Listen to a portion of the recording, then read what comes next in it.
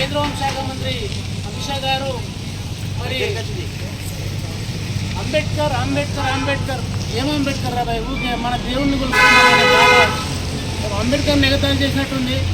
కానీ అంబేద్కర్ రాసిన రాజ్యాంగం పైనే ఓట్లాడుకున్నావు. మరి అంబేద్కర్ రాసిన రాజ్యాంగం మీదనే ప్రమాణ స్వీకారం చేసినావు ఎంపీగా. మళ్ళీ ఇప్పుడు ఒక కేంద్రంకు మన దేశంలోనే ఉన్నతమైన కేంద్ర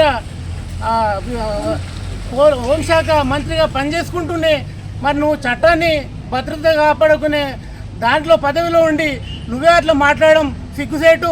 ఇప్పటికైనా నరేంద్ర మోడీ గారు స్పందించి వెంటనే ఆ పదవి నుంచి రాజీనామా చేయాలి. లేకుంటే దళిత సంఘాలుగా అంబేద్కర్ సంఘాలుగా మాకు కలిసి వచ్చే పార్టీలుగా ఆల్రెడీ కాంగ్రెస్ పార్టీ మద్దతు ఇచ్చింది, నిన్న వ్యతిరేకం చేసింది. కాబట్టి ఈరోజు కూడా కాంగ్రెస్ పార్టీతో పాటు అంబేద్కర్ సంఘాలు దళిత సంఘాలన్నీ కూడా కట్టుబడి చేసి మరి ఒకవేళ రాజీనామా చేయకపోతే ఆయన పదవికి లేకపోతే మాత్రం ప్రతి ఎంపీ ఎక్కడైతే బీజేపీ పార్టీ సంబంధించిన అభ్యర్థులు ఎంపీలు కానీ ఎమ్మెల్యేలు కానీ వాళ్ళ ఇల్లు ముట్టడిస్తాం. వాళ్ళ ఒక్కడు అంటాడు ఫోటో కాల్ అంటాడు, ఒక్కడు అంటాడు అంబేద్కర్ ఏంది అంటాడు. అరే బిడ్డ మీరు దేని మీద రాజీనామా దేని మీద గెలిచిరా భయ్? అంబేద్కర్ అనేటప్పుడు ఒక కేవలం ఓట్ల కోసమేనా మీరు ప్రమాణ స్వీకారం చేస్తున్నది మాత్రమేనా? ఆయన రాసిన రాజ్యాంగంలో 2 సంవత్సరాల 11 నెలల 18 రోజులు కష్టపడి రాజ్యాంగం రాసింది.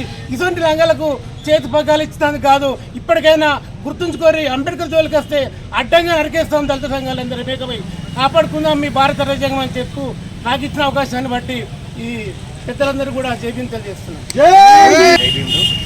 నిన్న మన కేంద్ర హోంశాఖ మంత్రులు అమిత్ షా గారు ఏదైతే విడ్డూరంగా మాట్లాడిండో ప్రతిదానికి అంబేద్కర్ అంబేద్కర్ అంటున్నారు.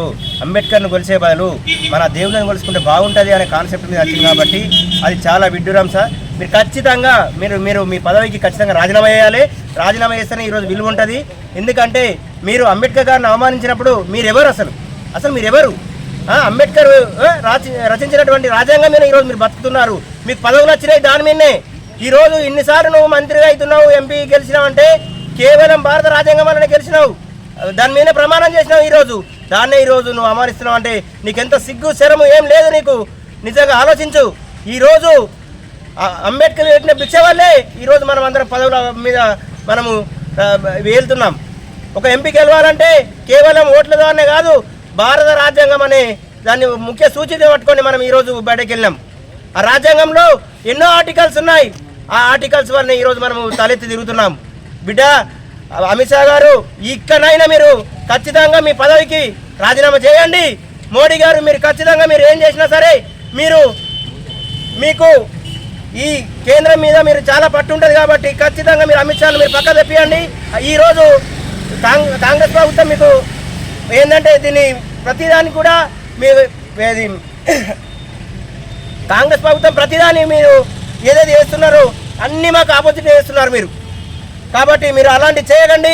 ఖచ్చితంగా మీరు అమిత్ షాను మాత్రము ఏదైతే పదవి ఉందో హోంశాఖ దాని నుంచి మీరు తప్పిస్తారని కోరుకుంటూ ఈ అవకాశం ఇచ్చిన మీ అందరికీ ధన్యవాదాలు తెలియజేస్తున్నాను.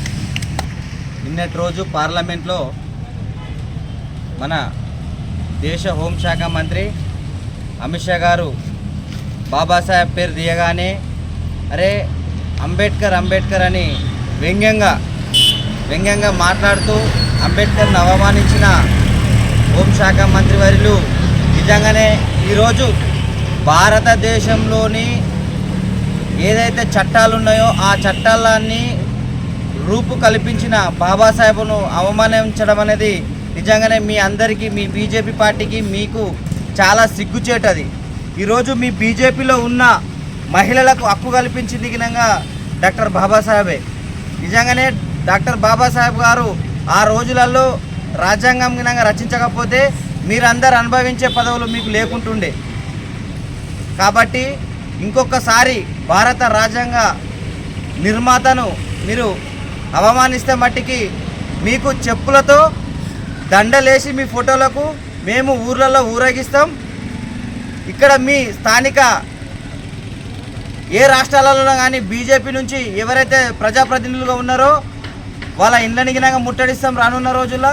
నిజంగానే నరేంద్ర మోడీ గారు మీరు అంటున్నారు కదా నేను బీసీ నాయకుడిని బీసీ ప్రధాని అని.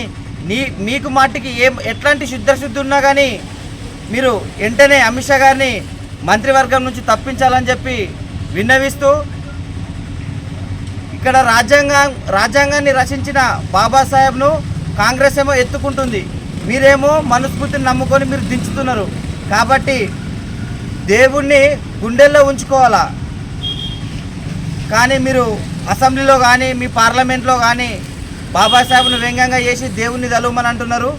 దేవుణ్ణి మేము తలుస్తాం, కానీ పార్లమెంట్లో 100% బాబాసాహెబ్ను తలుస్తారు, రాజ్యాంగాన్ని తలుస్తారని మీకు సూచిస్తూ ఈ అవకాశం ఇచ్చిన మీ అందరికీ ధన్యవాదాలు.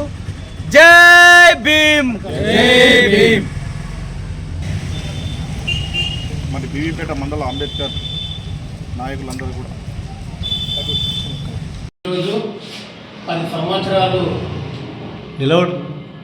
సంవత్సరాలు భారత రాజ్యాంగంలో పెద్ద స్థాయిలలో పనిచేసుకుంటూ ఈరోజు ఎంపీగా గెలిచి భారత రాజ్యాంగం పైన ప్రమాణ స్వీకారం చేసి మరి న్యాయశాఖకు మరి రక్షణ శాఖకు మంత్రిగా పనిచేస్తున్న కేంద్ర హోంశాఖ మంత్రి గారు నిన్న రాజ్యసభలో మాట్లాడి మరి అంబేద్కర్ ఎగతాళిగా చేసిన సందర్భం ఉంది.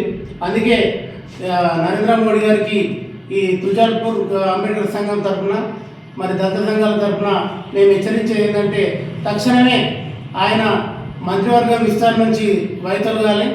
మరియు ఆయన సభ్యత్వాన్ని కూడా మీ బీజేపీకి మా అంబేద్కర్ సంఘం కానీ అంబేద్కర్ వాదులు కానీ ఓట్లు కావాలన్నా సీట్లు కావాలన్నప్పుడే మేము అవసరం పడుతుండొచ్చు. వెంటనే మా ఓట్లు కావాలనుకుంటే ఆయన తప్పించి మరి బయటకు వచ్చి క్షమాపణ చెప్పవలసిందిగా కోరుతూ మరి మేము ఈ రకంగా ఖండిస్తున్నాం. ఒకవేళ దీన్ని స్పందించకుంటే జిల్లా వ్యాప్తంగా రేపు మళ్ళా నిరదీక్షలు కార్యక్రమాలు కానీ లేకుంటే అసెంబ్లీ సమావేశాలు కానీ పార్లమెంట్ సమావేశాలు కూడా ప్రతి ఎంపీ ఇళ్లలో ముట్టడిస్తామని చెప్పి హెచ్చరిస్తున్నాం. కులాన్ని బట్టి కానీ మరి రిజర్వేషన్ బట్టి కానీ మరి బీజేపీ పార్టీకి చెందినటువంటి అమిత్ షా గారు మరి ఎంపీగా నిలబడి భారత రాజ్యాంగం పట్ల ఉన్నటువంటి రిజర్వేషన్పై గెలిచి మరి ఈరోజు అదే భారత రాజ్యాంగాన్ని పార్లమెంట్లో మరి ధిక్కరించి మరి దాన్ని